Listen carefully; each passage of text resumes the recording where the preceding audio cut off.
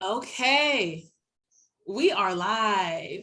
I am so excited. Me too. Hi, thank you for It's having hello. It's always funny to me because the conversation done been started, and then I be having to like pull in the audience and me. cue Yeah. the audience.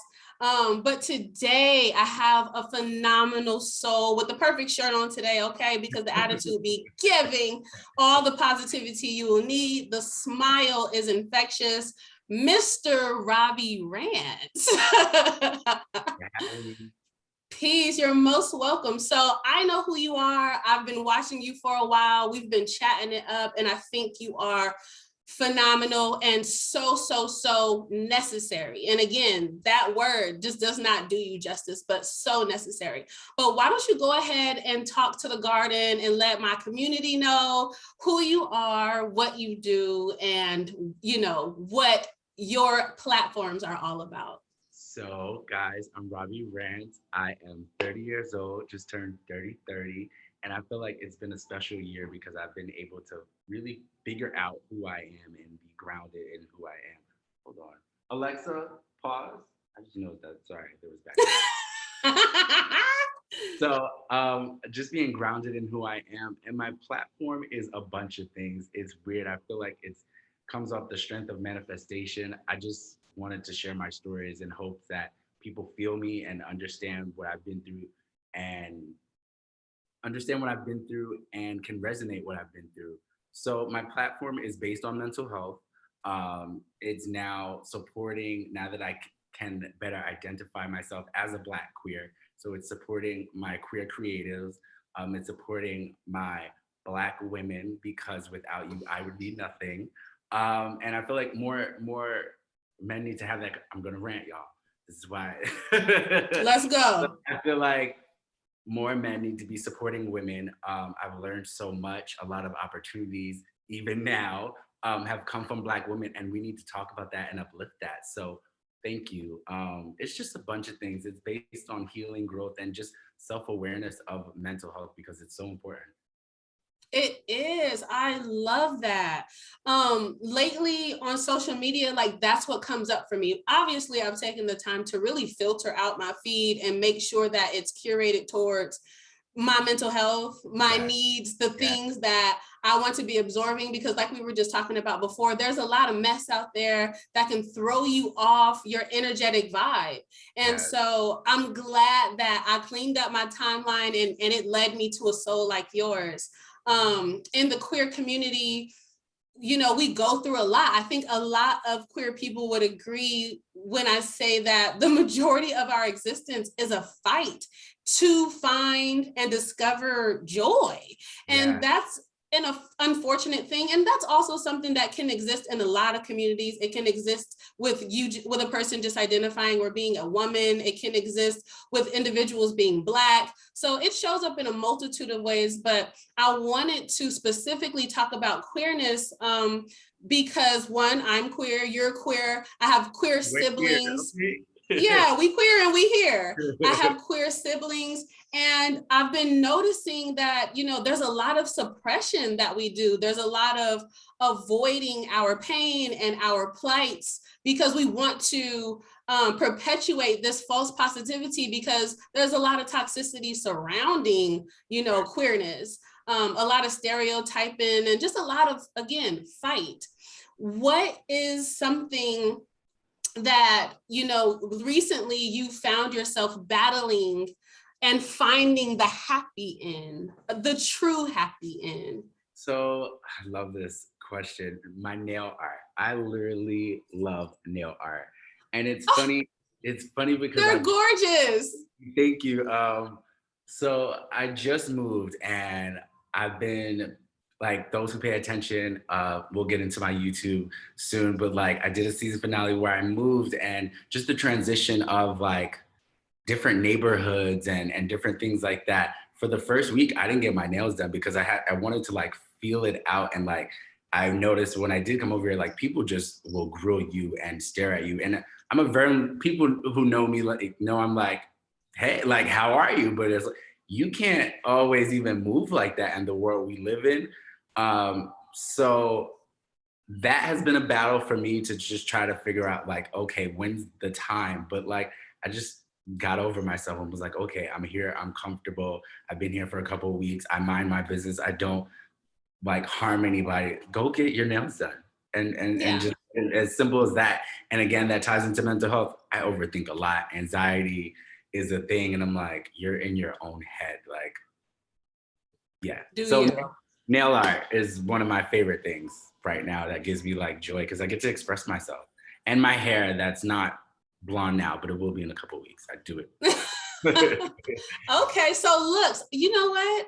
I think that's necessary. And I think what I'm also hearing you say is that you moved to a new environment. And in this new environment, as a queer person and someone who externally represents their queerness, you didn't know how safe you'd be walking down the street as a man. Do you identify as male? Yes. Okay, as a man with, just gotta get, you gotta put that out there. Yeah, those are important people. Right, these are important things to ask, but as a male who, gets their nails done, you don't know how safe you would be in your new surroundings. And that's something that not everybody has to worry about. Yeah. Some people have the privilege of just showing up and being and not have to worry about if they will be physically harmed or verbally harmed. And all of this becomes mentally overwhelming. So to finally get to a place to where you're like, look, I'm just gonna do it, that speaks to your process in healing and feeling safe. I even resonate with some people. Like I know those times it feels like between that and anxiety with mental health, like it's hard to get out the house some days. You know what I mean? Because you're between the media, the news, what we see daily, you're just consumed with that, and like it kind of it can fuck with you. It can. So I try to advocate for those people because I literally knows what it feels like for like some days to push yourself to get out the house, literally. Oh yeah. Yeah, that is something that I see you doing. Like, because you're very authentic on your platforms. So when you're having a day, you don't hide the fact that you're having a day. And we need more of that because there's, again, a lot of faux positivity, a lot of people who have larger platforms and they're just like, I'm good 24/7. I'm happy. I'm joyous. I'm traveling. And it's look at like, my house. Look, everybody. It's so glamorous. Like, no, like that's how do we get there? One, that's the biggest thing because everyone has a story. And I feel like, why is everyone so afraid to tell theirs? Right, exactly. True advocacy starts with authenticity. Ooh. That need to be on a shirt. Okay. True advocacy starts with authenticity. Youth needs to see, and even some elders need to see people having hard days. And we need to see your process of getting beyond it because some people understand their hardship. They don't understand solutions. Right. So on the subject of advocacy, why is advocacy so important to your platform outside of the fact that you're someone who deals with mental health issues and you're someone who has sought out and needed support? But why was this your choice? When there's a million other things you could have done, why be a mental health advocate?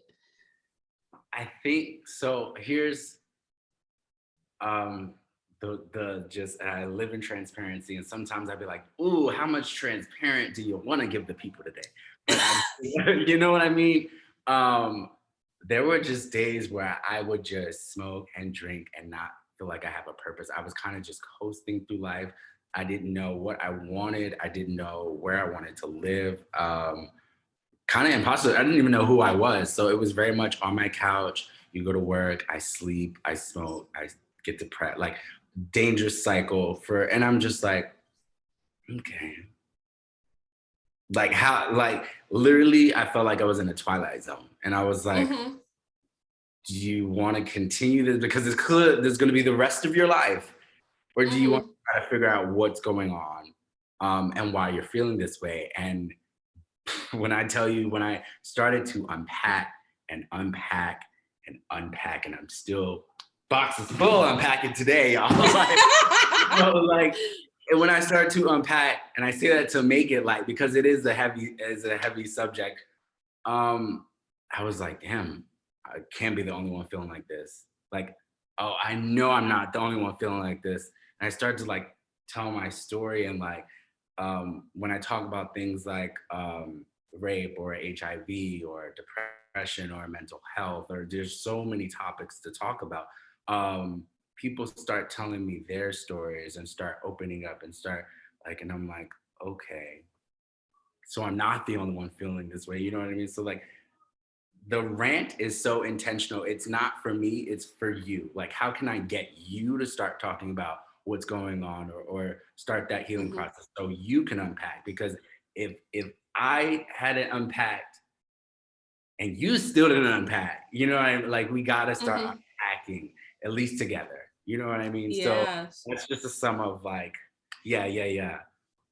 That is so relatable. I think that for a long time I was in a state of depersonalization or like disassociation, like unhealthy detachment. And I was there for so long, it had become my norm. And having conversations, like communication is how I process and heal. Like verbally getting things out is how I process and heal. I'm not the most committed to journaling or other practices, but talking things through, that's, my one of my most favorite healing mechanisms. And that is what led me to the podcast. So I think for a lot of us creatives, these creative spaces are an outward expression of how we maneuver through our pain. And a lot of people don't recognize that and see that. They just look at us like, oh, you want attention, or you're just doing this for a clout, or et cetera, et cetera. Like, no, this is my living, breathing testimony and diary. Yeah.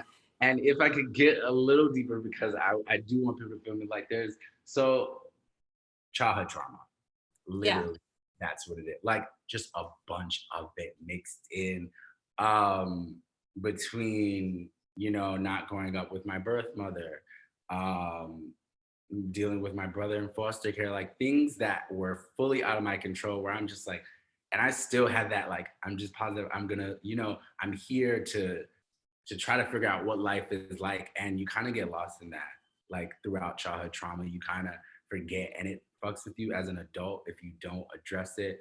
If you don't Mm-hmm. take time to unpack and figure out, like, okay, um, if you don't talk about rape and things of that nature, like there's just so much unpacking to do. And I'm like, wow, I've really been through a lot of things. So I really want to do the work in all these areas for everyone, because it's so important. And what really touches my heart, suicide awareness is so, like, suicide ideation is so heavy, and now it's finally being brought to the center and talked about more. No, people didn't just start thinking of this yesterday, you know what I mean?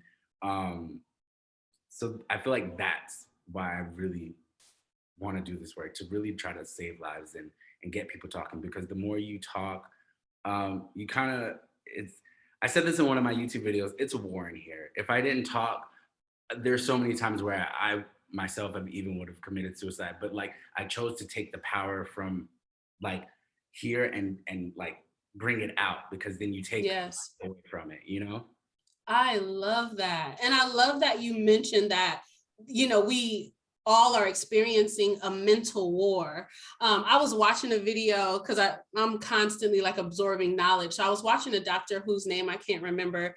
And she was talking about, us internalizing things and just storing trauma, and learning the art of suppression before we learn, the mastery of release. And she had said something along the lines of that, like, our minds are like an attic. And the more bad you store up there, the darker it gets, the more cobwebs grow, the less light you let in, the more harmful it becomes to you. But the more you start externalizing all of that you stored in you in the best and most healthiest ways, be it journaling, yoga, meditation, having conversations, finding a creative outlet, the more light begins to shine in, and it feels less like, a dark space or a war zone, in reference to what you said, and it starts to feel like a palace of peace. And I was And like, not that she deep. it's funny that you say that too, because hold on, I lost my train of thought for 2 seconds. You okay? So if what was I gonna say? I'll get back to it. Yes, that's okay. That's okay. So I wanted to touch on, how mental health or mental health issues have impacted you, but I kind of feel like you've given me this information a bit. You talked about anxiety, you've talked about, depression and having a difficult time with coming outside and suppressing just your emotions. What has been, outside of creativity and finding a passion and being a mental health advocate, what has been one of the key tools you use daily that helps you to feel lighter, that gets you out the door on those days when you don't feel like, crawling out of bed? Honestly, and I'm so grateful for people like you in our community. Ra, I texted you last week, like, sis, I'm going through it. I know and when you have the time, because I know you're busy, please give me the word, like, just affirm me some, sis, because I'm losing it. Like, so community and just having that transparency and creating the vulnerability spaces to be like, I'm not okay today. And like, if I don't talk about it, I'm gonna lose it. So just for you and other creators to keep opening that vulnerable space, because we need to talk. Like, it's so simple. Like you said, it's like communication. Yeah. Just talking it out. I do also feel like, so it's funny, and I can't wait to like show social media in a sense of like what really goes on in here. It's like, I feel like I'm an Issa Rae too, in a sense. Like, talk back to yourself. Like, yeah. You know what I mean? Like, and I feel like people laugh that we all do it. And if you don't, you need to start doing it so you can shut that overthinker up or the anxiety down. You know what I mean? Like, talk to yourself, have those conversations, because when it's you and your thoughts by yourself, you have to combat somehow. So period. Look, that reminded me of my failed twist out fro. Listen, so typically when I go to work, I'm an educator. I've been teaching kindergarten for a couple years now. Typically when I go to work, I wrap my hair up. One, and I'm gonna say it, and if any of my kids' parents are listening, it is what it is. Children are nasty. They be digging in their nose, they be scratching themselves. So I wrap my hair up. And not only for that, but like, I feel like there's this energetic connection between me and my crown. And I do not want to have to deal with going in on somebody for thinking that it is okay to put their fingers in my hair. And that is for the adults around me. I'm already aware that my children might be like, oh, like, this is a different texture of hair, let me try to reach at it, touch at it, and grab at it. But this week, I was like, I'm not wrapping my hair up. People just gonna know that they need to know better. Okay. Anybody could get checked. And so when I got to work, it just so happened that it was drop off time, and a child's parent literally reached out to try to grab my hair. And I was like, like, I know you know better. And the crazy thing about it was that my student was like, oh no, mommy, you're not supposed to touch my teacher's hair. And I'm like, how? I've taught him well, but who didn't teach you? And so about the mirror thing, so I go in the bathroom to like talk myself down, and I'm really having an Issa Rae moment. I'm like rapping to myself, like, you did what you had to do. Nobody could touch you. Like, I really did that. And when I came out of the bathroom, I work with all white women. I'm the only Black educator in my space. A lot of Black educators, I believe, will be able to say that. But I had nobody who could relate to that Issa Rae moment. So I'm so glad you mentioned it, because literally that happened yesterday. I was in a bathroom like, and I walked out like, yeah, don't touch my hair. Because now you're like, I'm calm, I'm good, I'm here. I'm not gonna let you take me off the ground, because people do that. Right, but that was, an exercise right then and there. That having that conversation with myself in the mirror was an exercise so that I didn't internalize that moment. I didn't begin the process of like giving them a pass, like, you know what, maybe they don't know better, because Black folk and queer folk will deal with some of the most horrendous shit. And then we will beat ourselves up for wanting to defend and protect ourselves. And we'll talk ourselves out of it. Like, well, you know what? Maybe they just didn't understand why it's important to ask my pronouns, or maybe they just did. Right, like, and we'll start to, explain that discomfort away. And I was like really proud of myself for having a tool so that I didn't do that. You get to live in your audacity. Yeah. Like, since you had the nerve. So outside from that, therapy sessions have been helping me, greatly. Are you a person who is pro therapy? Do you find therapy to be a useful tool? Or have you had difficulty, mainly as a queer person, connecting to a therapist that doesn't just see and understand your Blackness, but also sees and understands the hurdles and loops you have to, go through as a queer individual as well? So therapy. So I was in therapy, in childhood therapy for 7 years. And here's my personal take on it. If you feel like you need it and want to do it, I encourage you to find who's best to talk to for you. And here's my personal take on it. Don't shoot the messenger, okay? Mm-hmm. I feel like therapy is creating that safe space for us to talk and open our feelings, right? Right. I feel like if we have more safe spaces and more conversations like this is therapy. Yeah. Oh, for sure. You know what I mean? And like, yeah, I can't even put it any other way or try to sugarcoat it. Like, this is therapeutic for me. You know what I mean? I'm gonna walk away and take something from this. And even like when you're talking, I'm like, okay, like I'm dialed in, I'm listening, and I want to like we can be therapy for each other. It's just we choose not to be. So Mm-hmm. now we have to go look for someone else to talk to. Yeah. I feel like there's that. I agree with that. I feel like there's a lot of therapy that comes out of, this new surge of individuals who are not just willing to share what they've gone through and allow someone to be a container for them, but for us also being containers for each other. I feel like where a little bit of conflict can come into that place is that we don't have all the resources. So a trained professional could say that if you are someone who takes medication, might need this certain kind of medication, or be sent to be seen by a professional who has a little bit more knowledge about your specific trauma. Whereas us as individuals who don't have that professional training, we could be listening ears. We can be, someone to hug you, someone that you can call like that, because sometimes therapists be like strict about their schedule.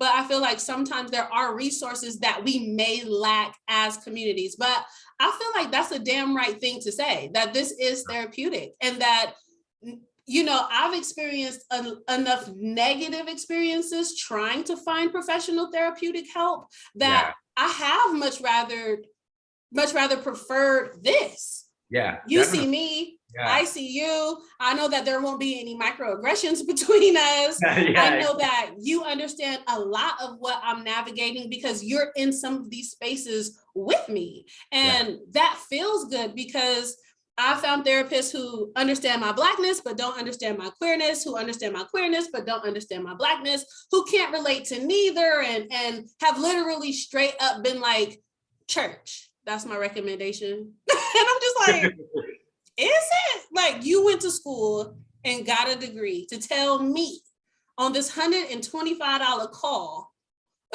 to go to church? Jesus. Now I'm about to trip. Now I need therapy from you because I'm about to cuss you out. Literally. So yeah, I would have to agree that we have curated a lot of safe spaces for each other, and that this has kind of been like something that I lean towards as opposed to professional help. Though I am pro professional help, I just know that, sometimes it feels like a needle in a haystack. Trying to find the right person. And when you are, at your, at the ceiling, it's like, I don't have time for an introductory. I need some I need a solution today. Oh, yeah. Like, I need a solution today. So we keep hitting on safe spaces, and I've had a lot of conversations with a lot of people, and we keep talking about safe spaces. And I know what safe spaces look like for me as a queer Black woman, but what does a safe space look for Robbie? You Look literally like for Robbie? you took the thoughts out of my head, and so I'm kind of gonna navigate, and I'm gonna go back to the point. I promise it'll make sense, y'all. It's okay. So somebody told me to start paying attention to my target audience lately as I'm trying to grow and build this community and build my brand. And I'm like, what do you mean? Like, mental health is for everyone, like everyone. But they said, no, start paying attention to your target audience. And I started paying attention to how I feel around each person, like anybody who could be in my target audience. So to answer that, my safe space is Black women. And that audience. I've never been so uplifted, so supported. When you see my nails, it's like, yes, oh my God, let me see. We'll swap ideas. You know what I mean? Or versus, and this is not to like male bash, but it's just my truth. Like I'll get on the train and people just look at me or like for, you know what I mean? For having, so like I don't feel safe all the time.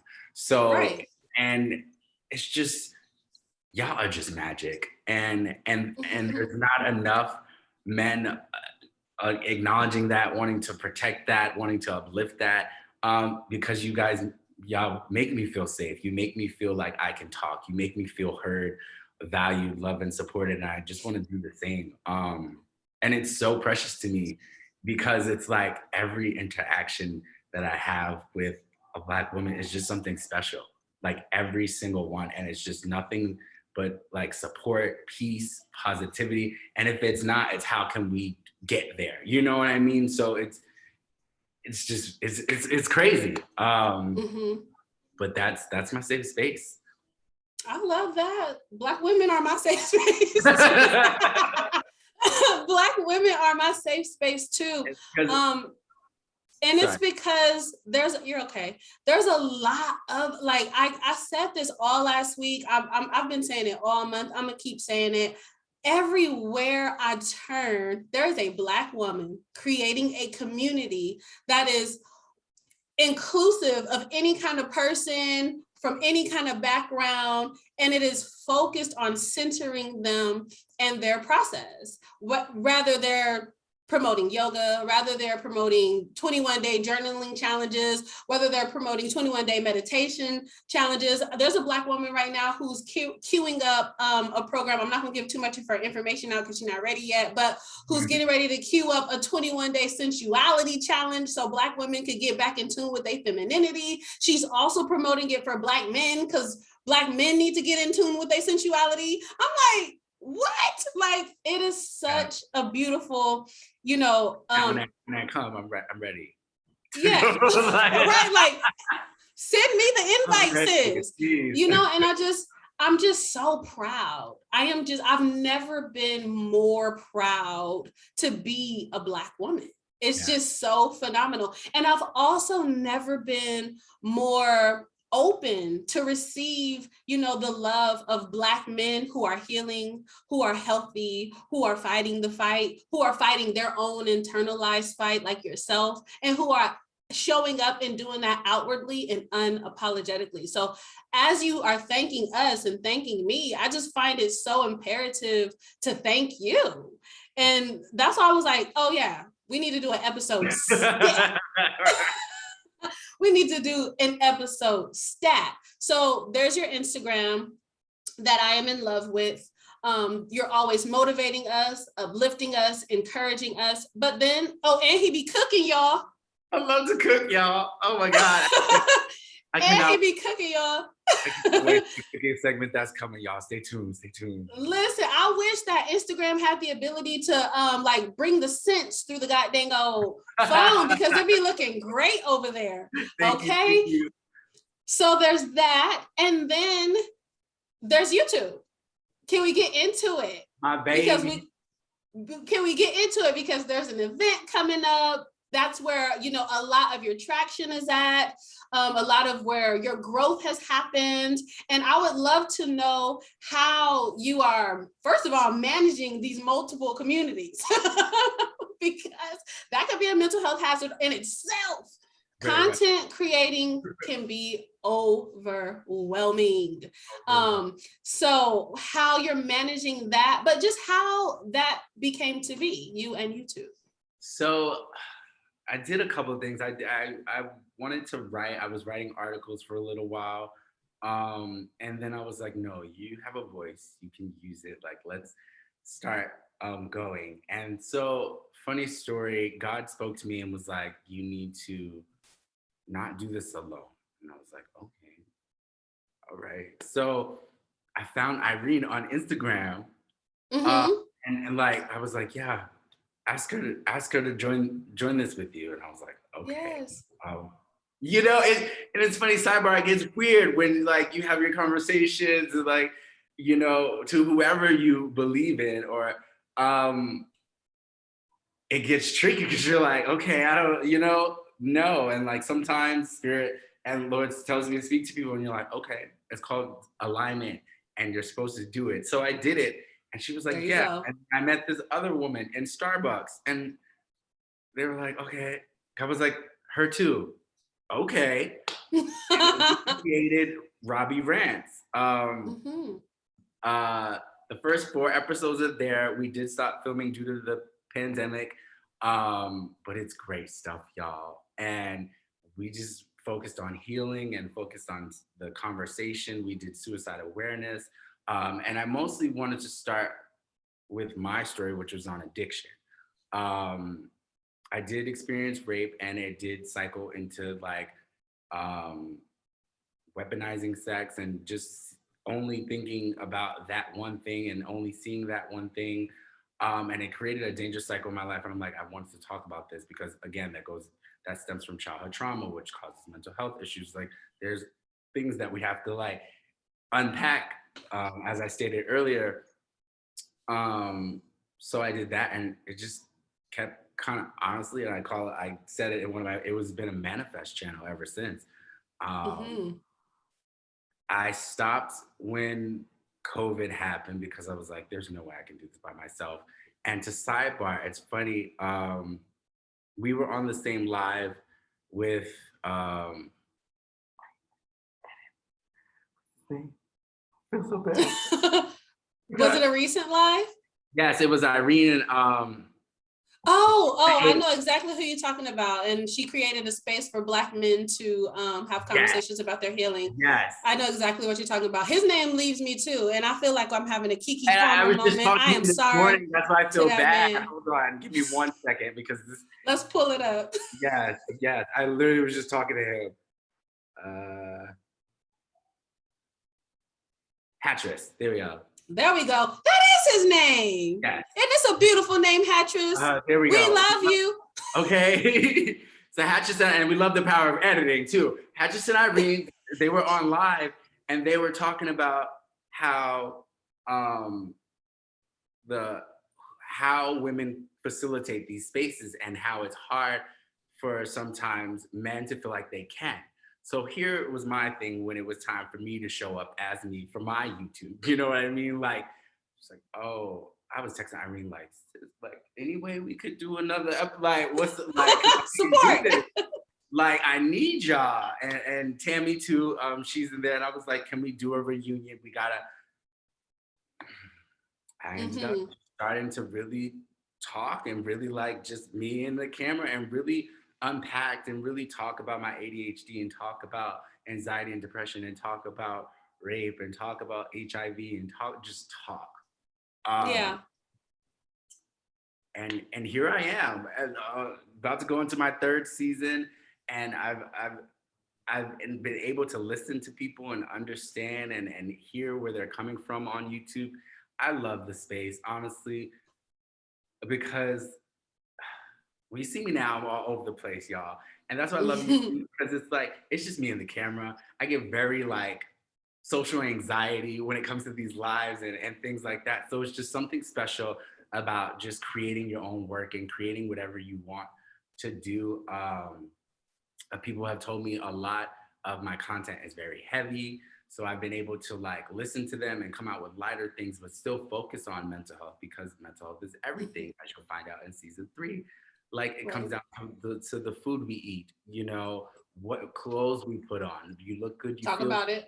So I came up with that segment, and I'm like, I started to really think like mental health is everything, from the people we connect to the, like you said, what's on our social media feeds.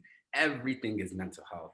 Talk And about it. I just want to continue to like make these videos. My whole life's work is on there in a sense, and it's just gonna continue to grow. I love YouTube because I think about, okay, so you see how when people pass, everyone's all like, they want to say these things, they want to say these things, like, and I want to leave people, not leave people, but I want people to really grasp this from this. Start telling them now. Don't wait. Hello. Please don't wait. Yes. Because I see it, it breaks my heart. I look and I'm like, wow, okay, you know a lot of, where was that support? Where was that? And it gives me, I know. where was that? Where is that now? I You agree. know? So, and the great part, my YouTube will always be there, you know, when I won't be. So it's Yeah. it's like, how can I impact this world, you know? And Okay. that's literally where it came from. How did I just want to impact one person. Um, and now here I am. I don't even know how to explain it. It's the craziest thing.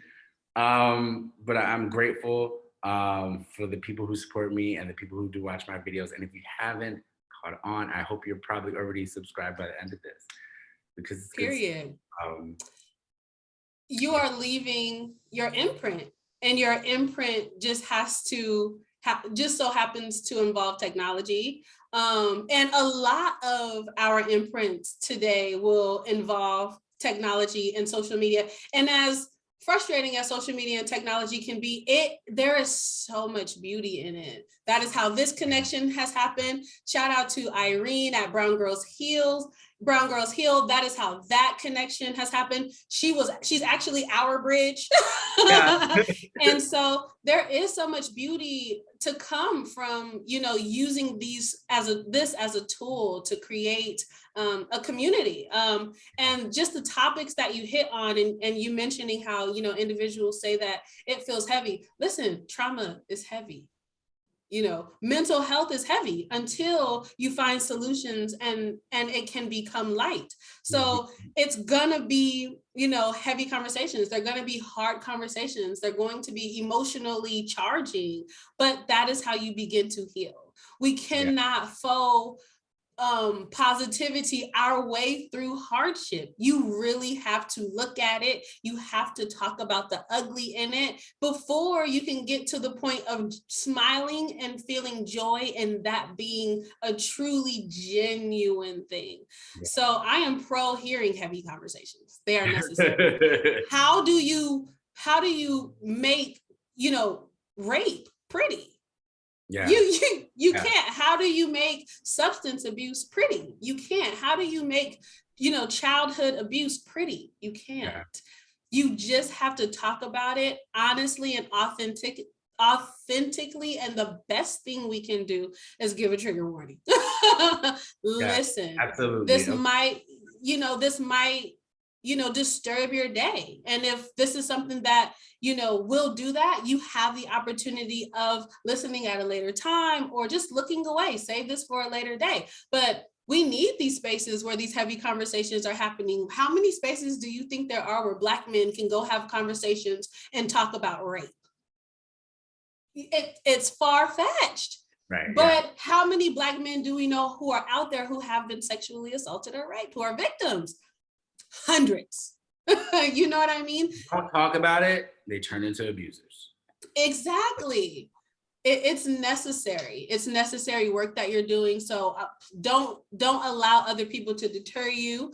I think that it's beautiful though when we do listen to our audiences and be like, okay, how can I deliver this differently so that more Uh, people are willing to stick around and listen to the conversation? But end all be all, the yeah, conversation is gonna be yeah. heavy. Yeah. I agree, and I think that's been the best part about this YouTube, is that I've been able to grow with everyone too, because now it's like, I know, we have funny ass conversations. So We like do. in this season coming up, I want to show more of my personality because I'm hilarious. And if people can really feel me and then understand and then get my personality, we're gonna have fun all the time. But it's gonna be mental health in a sense. And Hmm. you know what I mean? It won't be as heavy because you understand Yeah. who I am as a person.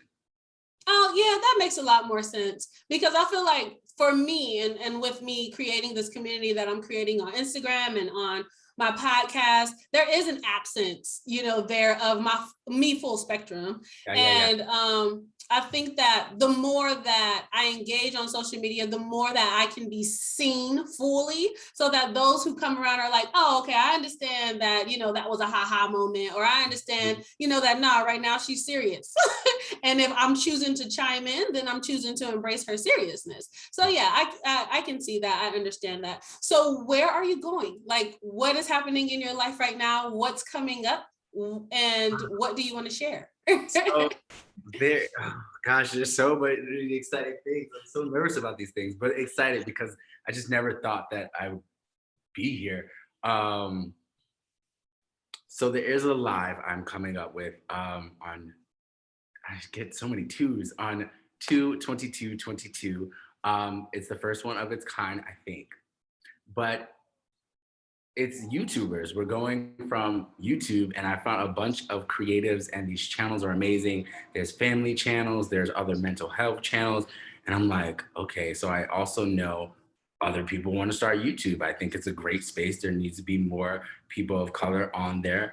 Um, and we're just really going to talk about what it's like behind the cameras because one, editing is hard. People don't see the full scene of it. It's stressful. I'm tired. It gets tiring. You know what I mean? But I still want to encourage people like, hey, I'm doing it and all these other things so you can do it too, or at least to start. So it's called It Takes More Than Two.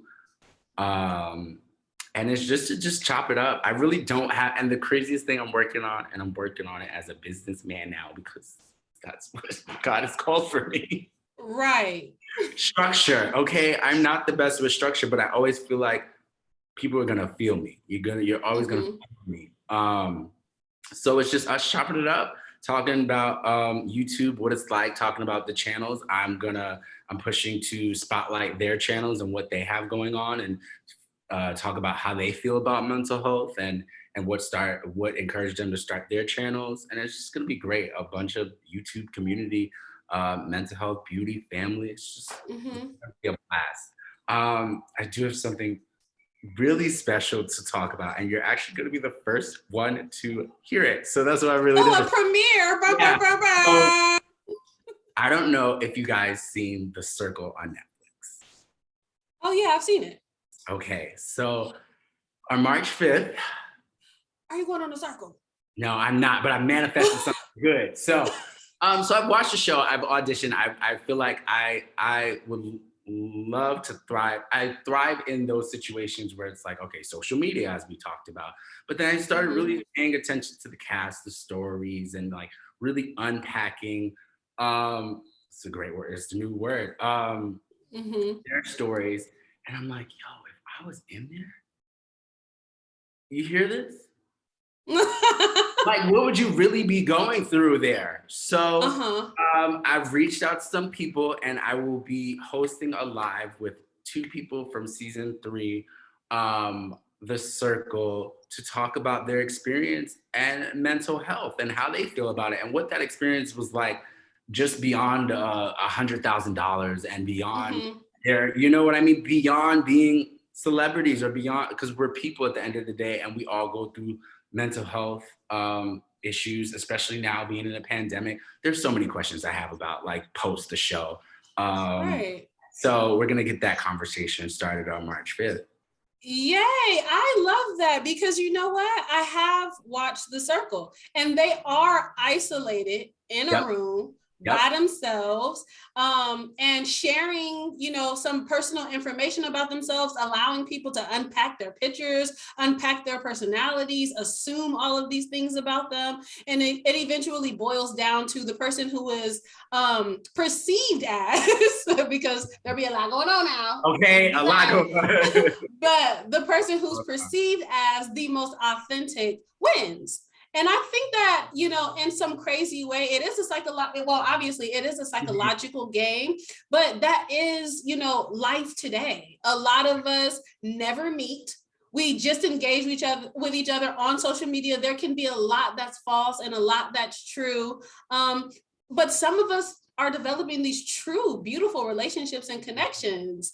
Wow, I think that that's going to be exciting. I know, especially super, like, I'm super excited about it because it's been where I've thought about it since the show came out, and like, yeah.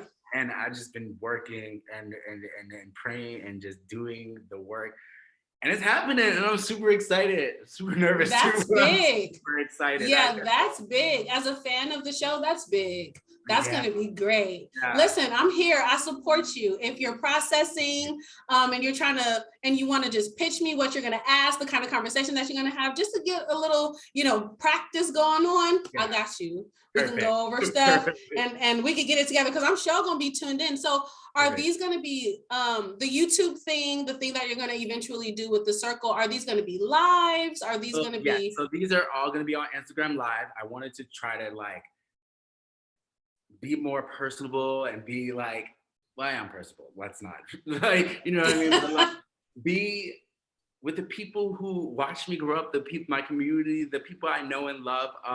And I've been kind of like holding back off that, because you know how Instagram be, and you know how live could get, and you know how people yes. So I'm just ready to just let it all out, and show the world who I am, and show the world what I have to offer, and get the conversation going, because everyone should be a ranter, you know? Period. I'm a ranter. Okay. I need a shirt. I'm a ranter. Okay, so we've got some very important lives coming up. I always love to say how important it is to support our creators, our Black creatives, us people who are out here boots on the ground. So we're going to support you. I'm going to support you. I'm always going to promote you. Where can you be found? What are your handles? Robie Rentz with 2 S's on Instagram and Twitter, and everything else except for YouTube is Robie Rentz with 1 S. There's some kinks with that, but we're working on it. But yeah, pretty much the same brand, Robie Rentz all around. Perfect. So before we head out, before I let you go, I don't want to. Before I let you go for now, because we for life, what is something that you would want to leave? What's an end note that you want to leave the audience with pertaining to mental health? See, and that overthinking brain is, I have like 4 core, I don't even know. Don't be afraid to be vulnerable. Don't be afraid to have the conversation. Don't be afraid to talk. Mm-hmm. Communication is important, and we really have to start the conversation, because again, when you take it from here and take it and bring it out, you got it. When you take it from your mind and you let it out. Yeah, you take away life from it, so that way it doesn't destroy you, and no more suffering in silence. That was it. That's all you needed. No more suffering in silence. Listen, we are all going through internal battles. We are all going through storms. But as we've said in this conversation, and as you will continue to see the both of us promote, and everyone in our communities promote, community is out there. You just have to be willing to get a little bit far enough in your journey to where you trust being comfortable in these spaces. because they're there. We're presenting them for you. We're inviting you, and it is okay. You will be held. I have been so held by Robbie, and I am so grateful. I am so thankful. And there are so many people who I share your journey with and your story with, and just what you're putting out with, because I know that even if there's a certain day where something doesn't resonate with me, oh, it's going to resonate with somebody around me. Yeah. So it's necessary that you do continue to keep doing what you're doing, because you have no idea how grateful I am for the things that you've shared and how you've silently shown up in my life. And I love you. I love you too. I am. And this is why, again, safe space is so important. I didn't know, like, I had no intent to unpack some of the stuff I was going to say on here. Mm-hmm. You know what I mean? Like, it's just that space. When you feel comfortable and you have that space, you'll heal and you won't even know, you know? That part. The healing will begin and you don't even know it. Another one. Write it down. Well, I love you and I thank you. There's so much more to come for us. I wish nothing but the absolute best for you. You are doing phenomenal. Thank you so much. So I cannot wait to continue to watch and see how you bloom. I can't wait to have you on season 3. Period. Until next time, I love you. Love you too.